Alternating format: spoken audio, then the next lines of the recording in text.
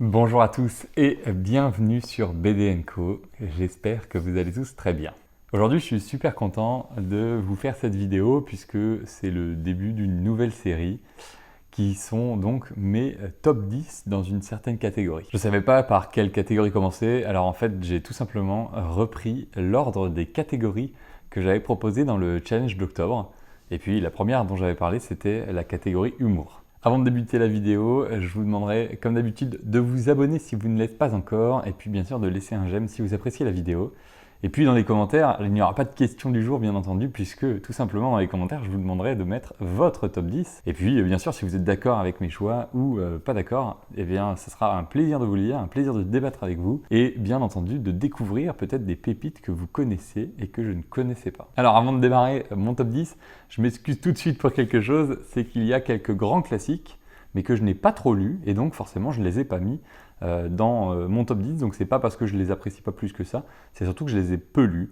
J'ai l'exemple de Calvin et Hobbes, qui est un très grand classique de la BD humoristique, certainement une des premières grandes, même tout simplement Idée Noire, qui pareil a bercé beaucoup de gens. Les exemples, j'en ai plusieurs autres que je n'ai pas beaucoup lus.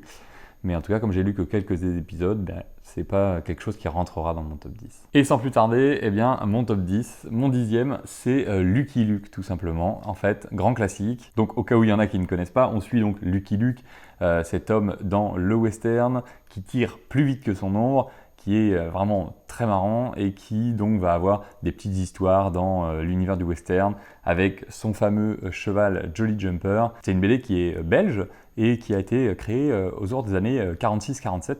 En fait, c'est sorti dans un hors-série du journal de Spirou qui s'appelait l'Almanach. C'était au départ que des petites histoires et puis plus tard, il a commencé à faire donc tous ces tomes.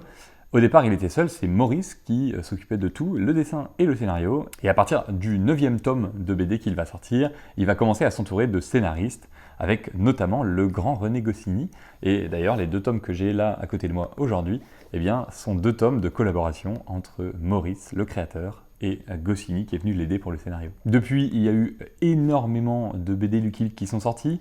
Maurice est mort en 2009 et il a été remplacé au dessin par Agdé. Et il y a une nouvelle collection qui est sortie il y a peu de temps, d'ailleurs j'en ai déjà parlé de plusieurs d'entre elles, c'est la collection Lucky Luke dessinée par, et il y a notamment Mathieu Bonhomme qui a fait des BD très connus, mais il y en a d'autres qui ont repris ce fameux personnage de Lucky Luke, mais avec un dessin bien différent. Et d'ailleurs, pour faire un tout petit point sur le dessin, Lucky Luke, c'est des dessins, mais très simples, très à l'ancienne, des couleurs brillantes, des personnages avec un petit peu tous le même visage, mais des points un petit peu différenciants.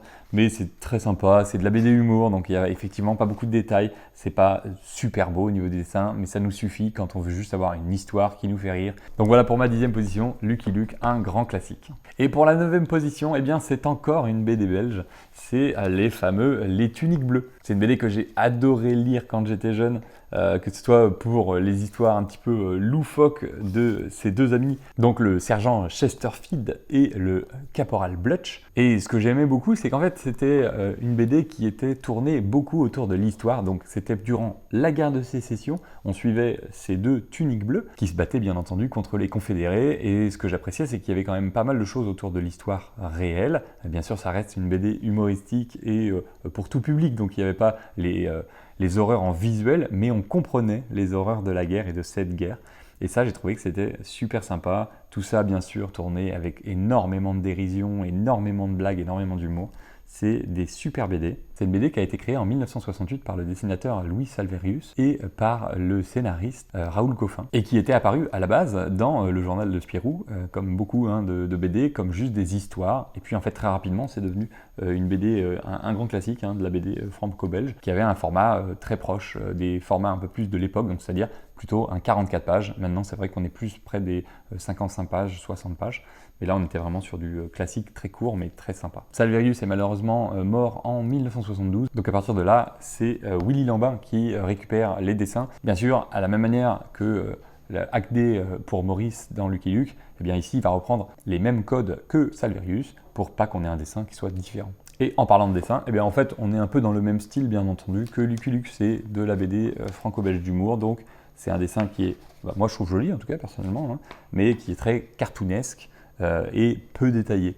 Donc voilà. Mais après, c'est top, hein. C'est top pour lire des petites histoires d'humour. Moi, en tout cas, je trouve que c'est un dessin qui est très adapté. Voilà donc pour ma 9e place. Et pour la 8e place, eh bien, j'ai tout simplement choisi Les Vieux Fourneaux. Donc cette série de BD qui est débutée en 2014 par Wilfried Lupano au scénario et Koé au dessin. C'est une BD qui en est à 7 tomes et qui ne s'est toujours pas arrêtée. Donc elle va continuer en tout cas dans les nouveaux tomes. D'ailleurs, le 8e est prévu et sortira dans pas très longtemps. Et c'est une BD où on va suivre nos 3 amis qui sont à la retraite et qui vont vivre plein d'aventures.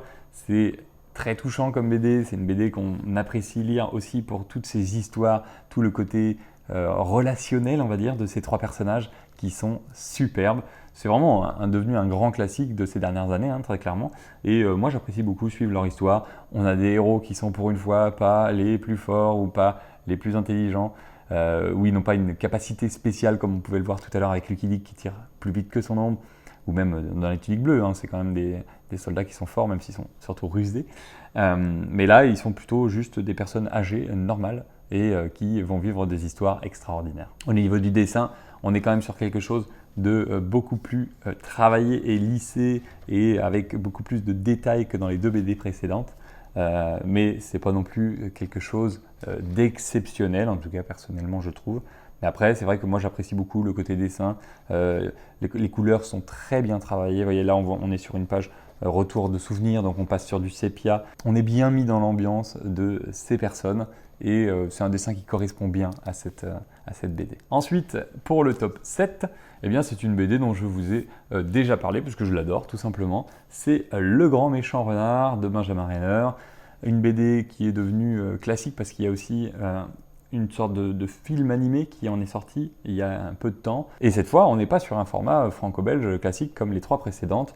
On est sur un format plutôt livre de poche avec environ 190 pages. C'est aux éditions Shampoing et c'est pour le coup une histoire effectivement qui pourrait faire penser à une histoire plus pour des enfants, mais qui, je trouve, pourrait plaire à tous les âges.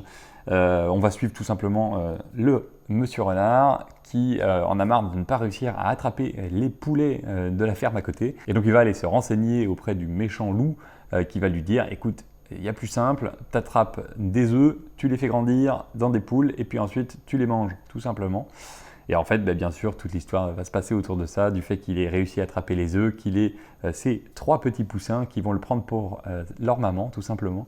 Et il va y avoir plein de péripéties autour de ça. C'est vraiment super mignon et super gentillet, hein, bien entendu. Mais c'est aussi surtout très drôle. Moi, j'ai beaucoup aimé parce qu'en fait, il y a toute cette histoire autour du renard, tous ces poussins qui aiment ce renard comme si c'était leur maman, le méchant loup qui veut récupérer la part de son deal puisque c'est lui qui lui a donné l'idée. Et donc, le renard va essayer de trouver des excuses pour ne pas lui donner les poussins. Enfin, c'est très sympa, c'est très marrant, il y a beaucoup d'humour, c'est très fin quand même. Même si c'est un peu enfantin parfois, moi j'ai beaucoup apprécié. Puis comme vous le voyez, les dessins sont pas des dessins de BD classiques, mais sont très bien pour cette histoire. Ça se lit tout seul, ça se lit très vite, hein, ça se lit vraiment très vite. Et personnellement, j'étais éclaté de rire tout le long de cette BD. Et d'ailleurs, du même auteur, je ne le classe pas dans ce top, mais il y a son petit frère, Un bébé à livrer, qui est pas mal du tout, un format assez marrant, petit et long, et puis les cases un petit peu de la même manière. Il est bien aussi, mais je l'ai trouvé quand même moins bien que Le Grand Méchant Renard. Mais si vous appréciez ça, ou si vous avez des enfants qui ont beaucoup apprécié et qui vous ne savez pas quoi leur donner comme BD, eh bien ça c'est aussi très bon, c'est très rigolo. Et franchement, ça se lit très bien. Et pour la 6e place, c'est un de mes très grands classiques que j'ai décidé de mettre là. C'est Johan et Pierre Louis. Même si effectivement pour moi c'est une de mes BD préférées d'aventure, ça reste une BD d'humour aussi. Et sincèrement, suivre les aventures de Johan et Pierre Louis, c'est un plaisir. Je les avais rachetés d'une brocante. Je les ai tous relus. C'est génialissime. J'adore cette BD. Et c'est tout le comique de situation qui se retrouve entre les 2 personnages. Le Pierre Louis qui est complètement débile, je vais me permettre le mot, mais qui est vraiment très attachant. C'est sublime. Moi, c'est une BD que j'adore. Mais dans l'humour, ce n'est pas ma BD préférée. Pour un peu plus d'histoire sur la BD, bon, c'est du classique franco-belge. Là, on se retrouve avec une 50aine de pages. C'est créé par Peyo et comme beaucoup d'entre eux, c'était aussi sorti à la base dans le journal de Spirou, puis créé en tant que BD en tant que tel. C'est un grand classique, je l'adore Je vous la conseille si jamais vous la trouvez, que ce soit en bibliothèque ou en brocante, c'est top. La 5e place, qui est tout simplement le petit Zai Zai Zai Zai. Alors, Zai Zai Zai Zai, c'est quoi? C'est une BD de Fab Caro. Alors, c'est une BD en format, effectivement, de nouveau livre-poche très court, mais c'est une petite merveille pour les gens qui adorent l'humour absurde. Et c'est d'ailleurs, entre guillemets, la signature de Fab Caro, cet auteur très singulier qui nous fait des BD complètement absurdes à chaque fois, avec une histoire, franchement, on peut le dire, débile à la base, mais qui fonctionne super bien. Il y a aussi Moon River, que moi personnellement j'ai adoré, mais Zai Zai Zai reste mon préféré, notamment pour cette petite dédicace, on va dire, à Joe Dassin, que ce soit dans le titre ou dans la fin de l'histoire, je n'en dévoilerai pas plus. Et c'est une BD qui est sortie en 2015, et pour vous donner un petit aperçu, entre guillemets, sur l'histoire, c'est tout simplement un homme qui arrive à la caisse du supermarché, et il a oublié sa carte de fidélité. Alors c'est une grave erreur, donc le vigile vient pour l'emmener en prison et l'arrêter.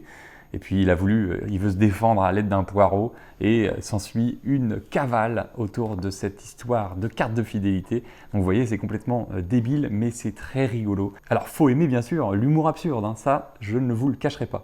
Mais si vous appréciez ce genre d'humour second degré très absurde, eh bien c'est très marrant de suivre cette cavalcade.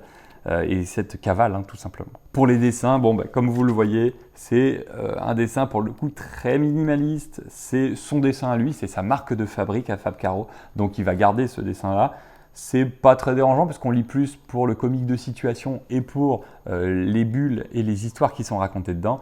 Mais c'est sûr que si vous aimez les beaux dessins, vous n'allez pas trouver que le dessin est très intéressant. Moi, je ne m'attache pas au dessin, je m'attache juste à l'histoire. Et l'histoire, c'est très bon. Et en tout cas, ça m'a beaucoup fait rire. Alors bien sûr, on arrive dans le top 4, donc c'est que des choses très connues. Et mon top 4, tout simplement, c'est Astérix et Obélix. Ça, c'est encore une super bonne BD, à l'ancienne bien sûr, c'est des BD que j'ai lues dans ma jeunesse. Et c'est des BD au format franco-belge, très classique, cartonné. Astérix, qui était à la base Astérix le Gaulois, comme on le voit ici, eh bien, c'est une BD donc, qui est écrite par Goscinny et est dessinée par Uderzo. C'est, je pense, l'une des plus grande réussite de la BD française, sincèrement. Et ça a été créé en 1959. Et pareil que pour beaucoup d'autres BD de ce type, eh bien c'est sorti d'abord dans un journal, et ici c'était dans le numéro 1 de Pilote. Malheureusement, Goscinny meurt en 1977, donc c'est Uderzo qui va reprendre l'entièreté de l'histoire. À partir de 2013, il va passer la main à Ferry et Conrad pour de nouvelles histoires. Moi, je trouve que les derniers sont bons, mais quand même vraiment moins bons que les anciens. C'est pareil, j'ai relu beaucoup des anciens pour cette vidéo. C'est pour ça que je l'ai monté un peu plus haut que ce que je pensais. Parce que les derniers que j'avais lus, c'était des nouveaux et sincèrement, ils sont moins bons que tous les anciens qu'on retrouve dans la collection d'Astérix. Et puis, pour les dessins, là, on retourne de nouveau, un petit peu comme les tuniques bleues et Lucky Luke, sur un dessin très à l'ancienne, avec peu de détails.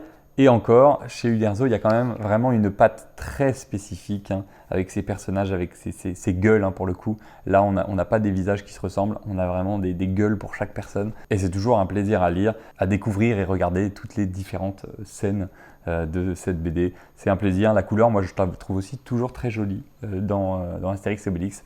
Et voilà, c'est une BD que j'apprécie énormément. Et mon top 3, eh bien, c'est tout simplement en fait mon premier choix de l'année dernière du challenge d'octobre, c'est Quick et Flup. Alors pour ceux qui en veulent en savoir un petit peu plus, je vous amène à regarder la vidéo du challenge d'octobre pour ma série humoristique préférée. Et pour ceux qui ne connaissent pas, en quelques mots, Quick et Flup, c'est quoi? C'est une série de BD qui avait été imaginée par Hergé en fait, en parallèle de Tintin. Il essayait de faire une série de BD franco-belge classique, au départ dans un journal et puis ensuite en BD complète. Et c'était l'aventure donc de Quick et Flup, c'est deux amis qui font que des bêtises, tout simplement. C'est vraiment deux amis qui font des bêtises et qui s'amusent dans leur quartier à faire plein de bêtises. Alors pour le dessin, c'est exactement le même dessin que Tintin, puisque c'est Hergé qui s'en occupe. Et c'est vraiment une BD de cœur en fait pour moi, puisque ça me rappelle toujours énormément toutes les bêtises que je faisais avec mon petit frère. Donc c'est plus une BD coup de cœur de l'époque, plus que quelque chose que je relis très souvent. Mais c'est une BD qui m'a beaucoup touché, qui m'a beaucoup aussi forgé quand j'étais enfant. Et donc je souhaite la mettre à la 3e place. Pour la 2e place, c'est aussi une BD qui m'a beaucoup touché quand j'étais gamin. Et c'est tout simplement Gaston Lagaffe. Cette BD belge qui est sortie en 1957 par le dessinateur et scénariste Franquin. On suivra dans cette BD le protagoniste Gaston, et qui est tout simplement un espèce de créateur d'idées un peu folles, et en plus très maladroit, qui fait beaucoup de bêtises, qui invente énormément de choses, mais énormément de bêtises et de conneries, hein, tout simplement. Et en fait, ça va être toutes les histoires autour de ce Gaston et toutes les gaffes qu'il va faire. Et on va le suivre avec plaisir dans sa vie de tous les jours, que ce soit dans son métier et dans son temps libre, puisque Monsieur Gaston Lagaffe n'arrête pas les bêtises, pas une seule minute. Et c'est une BD que j'ai beaucoup appréciée. Personnellement, j'étais un garçon qui faisait beaucoup de petites bêtises, rien de bien grave, mais c'est quand même Gaston Lagaffe du coup qui m'a beaucoup libéré, qui m'a beaucoup amusé, puisque ça m'a rappelé plein de bêtises que je faisais. Et puis c'est une BD qui se relit même à l'âge adulte, hein, bien entendu. C'est une BD qui s'apprécie même à mon âge. J'en relis souvent quand je rentre chez mes parents, parce que c'est des BD qui sont très légères, qui se lisent très facilement et où on s'éclate toujours de rire devant. Au niveau des dessins, Gaston Lagaffe, il n'y a rien d'exceptionnel, mais il y a plein de petits détails. Franquin fourmille de détails dans ses dessins, et c'est génial justement parce qu'on va avoir toutes ces inventions que va créer Gaston, toutes les bêtises qui sont faites, et c'est super bien retranscrit, que ce soit avec toutes les petites onomatopées, toutes les petites bulles de fumée, les petits idéogrammes pour montrer qu'il est en train de tout péter ou qu'il y a de la musique. Voilà. Enfin, c'est très bien fait, c'est très bien retranscrit, c'est un dessin qui n'est pas très beau en soi, hein, bien sûr, c'est pas très réaliste, mais c'est pas ce qu'on cherche. Et je trouve que le dessin va vachement bien avec l'histoire, et c'est un plaisir d'avoir cette histoire et ce dessin ensemble. Donc voilà, Gaston est mon top 2. Et puis enfin, mon top 1, eh bien en fait c'est une BD tout simplement que j'avais placée à la base à la 4e place, quand j'ai fait mon tout premier top 10 rapidement pour me donner des idées de séries que j'allais mettre dedans. Et en fait c'est une BD, quand je me suis renseigné autour de l'univers, que j'en ai relu de nouveau, que j'ai relu les miennes que j'avais à la maison, eh bien je me suis rendu compte à quel point c'est une BD que j'avais adoré lire quand j'étais gamin, que j'adore encore lire de nos jours, et qui a un univers incroyable tout autour d'elle.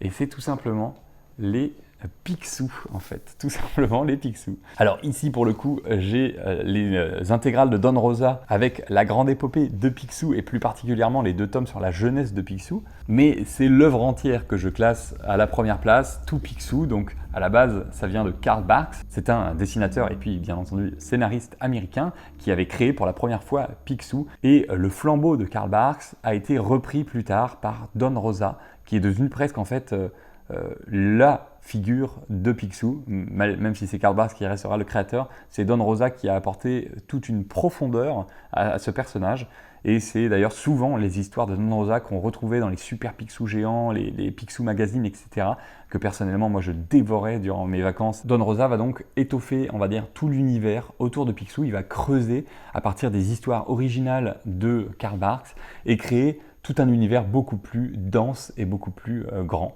Et en fait, je pense que la plupart des personnes qui lisaient Picsou Magazine à l'époque, ou du moins qui ont mon âge, donc autour de la trentaine, connaissent plus les histoires de Don Rosa que les histoires de Karl Barks. Et c'est ces dernières années que Glénat a eu la bonne idée de nous faire une superbe intégrale sur la grande épopée de Picsou par Don Rosa. Et c'est très intéressant comme BD, parce qu'en fait, c'est une BD qui a été faite avec Don Rosa. Et en fait, on va retrouver par chapitre les histoires de Picsou dans l'ordre chronologique. C'est génial. Et en plus, à chaque épisode, on va avoir toute l'histoire de cet épisode, pourquoi il l'a créé, Don Rosa, qu'est-ce qui l'a attiré là-dedans, quels indices Karl Barks avait donné dans certaines histoires pour que lui imagine cette histoire et se pende l'histoire de Picsou. Et c'est comme ça qu'on va avoir beaucoup plus d'informations sur Picsou. Donc à chaque épisode, on a un texte de Don Rosa pour pourquoi il a créé cette histoire, comment il l'a créée, comment il l'a imaginée, quels sont les indices que Karl Barks avait laissés pour que lui imagine cette histoire. Et je trouve ça génialissime. J'avais déjà ces 2 premiers de la jeunesse de Picsou, mais il y en a encore 5 autres, et je pense que je vais les prendre parce qu'en fait c'est super à lire, et puis en plus c'est très intéressant. Pour le dessin, il n'y a pas grand chose à dire sur Picsou, hein. C'est Karl Barks qui a fait son dessin de base, et puis Don Rosa a repris le même style graphique pour bien sûr que les fans ne soient pas troublés. Donc c'est un dessin qui est simple quand même, hein, il faut le dire. Ça ressemble plus au Lucky Luke, Tunique Bleue qu'on a vu tout à l'heure. Il n'y a pas de choses très réalistes. Par contre, le dessin de Don Rosa, il y a un point qui est très spécifique, c'est qu'il y a énormément de petits détails. Il y a beaucoup de détails, et donc dans ces intégrales, on retrouve plein de petites informations, plein de petits détails dans chaque histoire, Et il y a notamment, si on veut vraiment s'amuser et un peu perdre son temps, on peut chercher le fameux duck qui était caché. C'était une sorte de dédicace que faisait Don Rosa à Karl Barks dans ses BD. Il cachait toujours superbement bien. Et sincèrement, j'en ai pas trouvé énormément personnellement, mais je sais qu'il y en a plein sur internet. Donc si vous voulez vous amuser à les chercher, vous pourrez ensuite aller dedans. Mais c'est pareil, il a caché aussi beaucoup de petites choses, par exemple parfois des Mickey qui se faisaient un petit peu maltraiter dans le fond de ces images. Bon, tout ça c'est lié à son histoire avec Disney, mais ça c'est une autre histoire. Et d'ailleurs, si vous voulez en savoir plus sur toute l'histoire autour de Don Rosa et de Picsou, je vous conseille énormément la vidéo de Epic Teaching of History sur YouTube. C'est une vidéo de 23 minutes je crois et qui est superbe où on en apprend énormément. Dans tous les cas, comme vous le voyez, c'est une BD qui m'a beaucoup plu, que ce soit dans ma jeunesse ou encore maintenant, puisque là je les ai relus pour l'occasion du top 10. Bah, c'est vraiment des BD qui sont super bonnes, donc je vous les conseille énormément. Alors je trouve que le format Picsou comme ça en intégrale est top, mais il est quand même assez cher. Mais quand on connaît toute l'histoire autour de Don Rosa, de Picsou, des ayants droit, etc., qui s'est complètement fait voler, bah, sincèrement, ça me dérange moins de payer aussi cher ce prix. Par contre, si je dois donner un défaut, je trouve que l'édition n'est pas très belle et qu'on a une sorte d'espace ici qui fait que en fait, ça s'écrase tout simplement, donc ça gâche un petit peu la BD. C'est dommage. Et voilà mon top autour de l'humour, des BD d'humour. J'attends avec impatience votre top, que vous me le mettiez dans les commentaires. Je le lirai avec grand plaisir. J'essaierai de continuer à faire les top 10 dans les prochains mois. Je ne vais pas les faire une fois par mois. Ça prend quand même beaucoup de temps en fait de relire un petit peu toutes les BD, de réorganiser mes pensées sur qu'est-ce que je mets d'abord, qu'est-ce que je mets plus tard, qu'est-ce qui m'a touché à la jeunesse mais qui me touche plus maintenant, etc. Donc bref, je vais quand même prendre le temps de faire chaque top 10 complet et avec vraiment mon choix final. Dans tous les cas, ça m'a fait super plaisir de faire ce top 10 avec vous. Vous êtes de plus en plus nombreux, je vous remercie énormément. C'est vraiment super. Je suis très content de pouvoir partager tout ça avec vous. Et moi, je vous dis à dans 2 semaines pour la prochaine vidéo. C'était BD & Co. Bye.